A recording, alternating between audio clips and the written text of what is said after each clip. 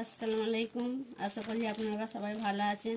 আল্লাহ দায় ফ্লিপকার্ট থেকে এটা অর্ডার করেছিলাম, দেখা যায় এটা কেমন বেরোয়।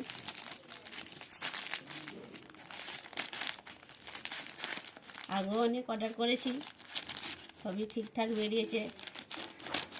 এটাও পছন্দ ছিল, করেছিলাম, দেখা যাক কী হয়, কেমন বেরোয়। দেখে তো লাগছে ভালোই,